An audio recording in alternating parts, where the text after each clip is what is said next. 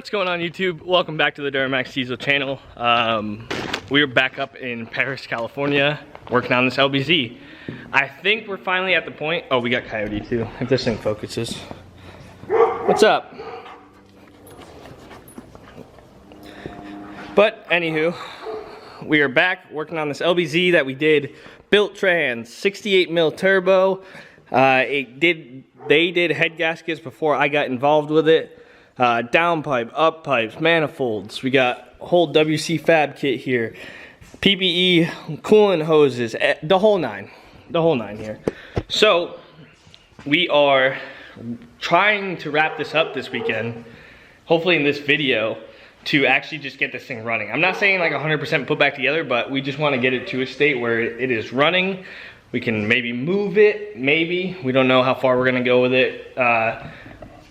It's hard to show you now, but as you can see, like body work and the interior is completely torn apart. This truck's getting a full like makeover. So a lot going on with it, but we are going to try and get it started, moving, maybe under its own power. So that's kind of where we're at. This should be the video that it happens in. But for this video, we have, or maybe I'll break it up. We have a DSP5 switch. We have a new radiator.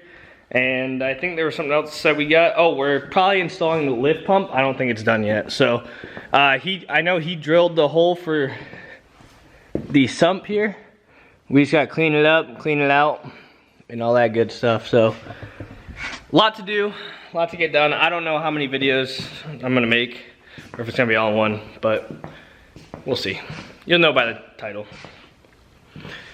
Time to get to work. Alrighty guys, so far, haven't really made too much progress, but we changed out the balancer bolt because that needed to be done.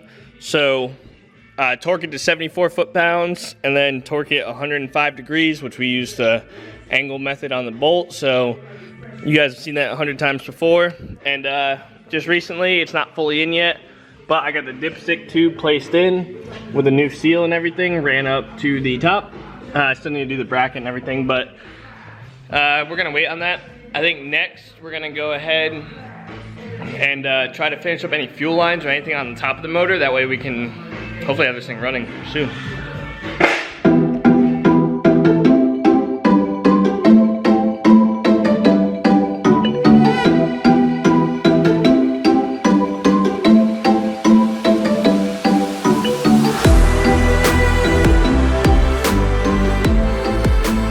Alright guys, so we just installed the Mishimoto radiator for this LBZ Duramaxinator. No, I'm just kidding. Anywho, you guys are probably gonna roast me, but it's all good in the hood. Anyways, we have this installed here, which, oh, come on. Hold on.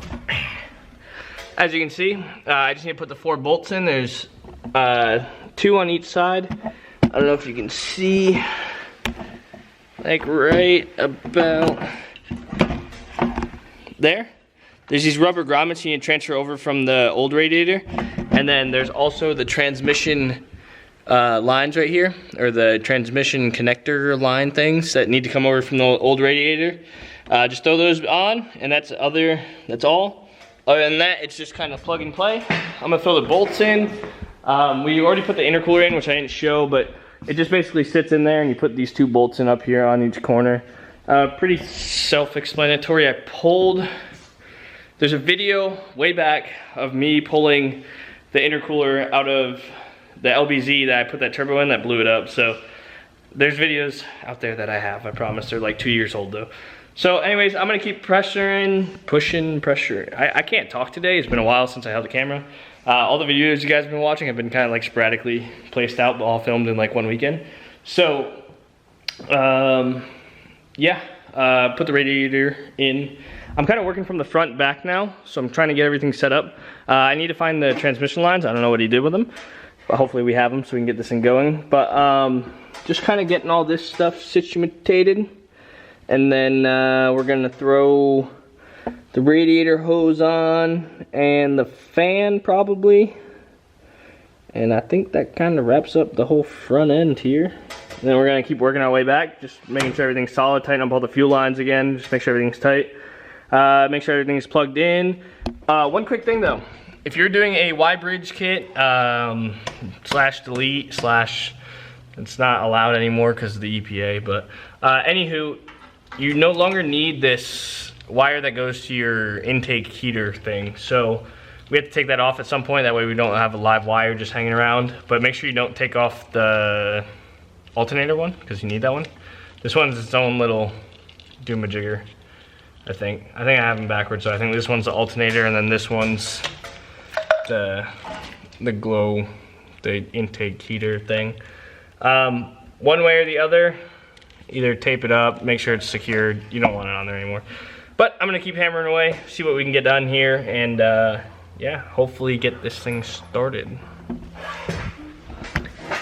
You guys should know by now, I get in these moods where I just work and work and work, and when the job's getting close to getting done, I don't always film everything, so I'm gonna try to catch back up. I think I told you that I got the radiator in, and right now I'm running the trans lines. So we have all new factory trans lines. We get a lower, the upper. They're kind of a pain in the ass, and then we have the one that goes from the front cooler, which we have a aftermarket cooler here. I think it's PPE, and then that one goes up to the radiator. So basically this one's pretty easy. Top of the radiator to the left side of the cooler. You're gonna have a line from the trans that goes up to the radiator, and you're gonna have another one that goes from the cooler, which is kind of hanging down right now. It's all kind of hanging over here. It goes from the cooler to the trans. Now, it's pretty easy because on the trans, which I don't know if you guys are gonna be able to see with the lighting right now, you have from cooler to cooler. So your lower goes to the cooler, which in turn goes to your radiator. So this is gonna be the one that goes from it's gonna go from your trans to your lower radiator port, which is then gonna push up and go to your upper radiator port. That's gonna lead to your cooler, and then your cooler back to the trans. So, the reason they do this, I understand it, I don't always like it or agree with it, I don't know, I'm not an engineer. The reason they do this is so that when your trans is cold, it warms up to operating temp faster. But now that also keeps temps a little bit hotter, but usually it works. It's not too big of a deal. Racing application, obviously you can just put straight up trans cooler on it with a fan and have no issue. It also keeps with cooling down too. If your trans is getting really hot and your engine temp's at 180 and your trans temp is at 200 or 250, like if it's fucking way out there, then it does add cooling properties, but the beneficial, I don't really know.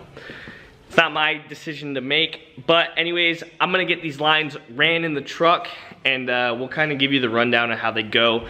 You can see right here already, they kind of follow the motor back and over this cross member. It's a little weird because all the lift components on this and everything, and all the steering components and all that stuff, so I'm just trying to get it all in here. I'm gonna route everything, and I'll follow up with you guys after. Alrighty guys, I bring to you completed transmission and radiator lines, well, for the bottom part. As you can see what we get going on here, we have both lines ran from the cooler. There's a bracket right here that actually holds everything together. They're gonna come back, your lines are gonna come pretty much below your radiator support and above your bar here. This one goes up to the top of the radiator, which you can just see. There's another like little 2 clamp right there that goes. The rest of them are gonna go back, and you're gonna have a clamp right there that holds them to the side of the motor. They're gonna run back and up to your transmission fittings here. So you can see they kind of run around the oil pan and up to the front of the truck. Pretty easy, just had to fight with them for a little bit. Alrighty guys, so I think we left off with the transmission lines, which you can see are in. We have recently just put in the starter, which is 2 15mm bolts, which let me see if I can get a better angle here for you. Probably not. Oh, I'm getting on the ground. Anyways, you can see 1 bolt right there, and there's one underneath. It's really hard to see even just looking at it with your eyes.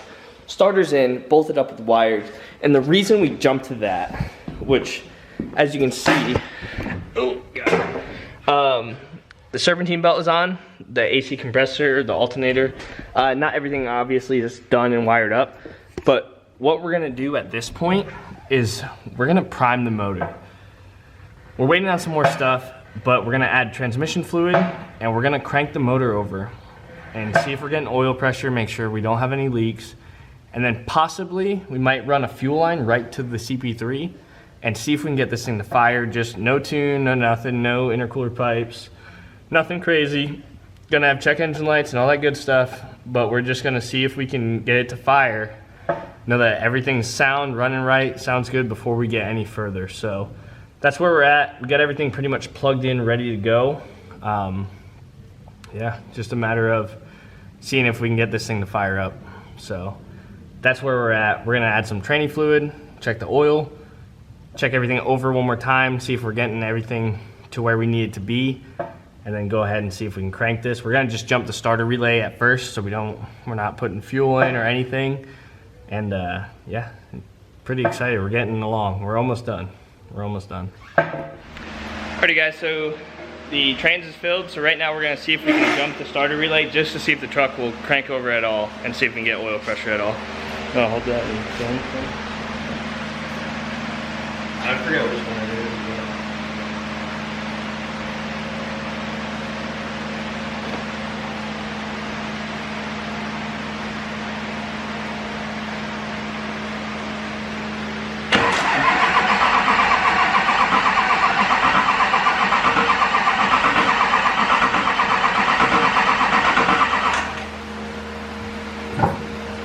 Alright, you want to go ahead and... Yeah.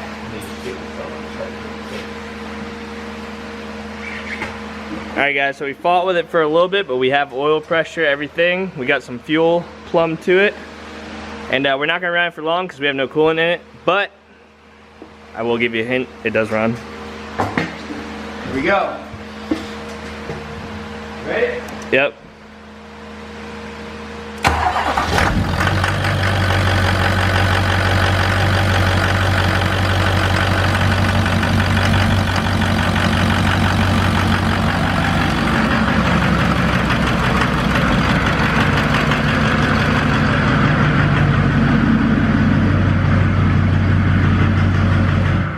Alrighty guys, that is going to wrap up today's video. I hope you guys enjoyed it. Obviously I didn't film an outro, so here I am at my house filming it a couple days later.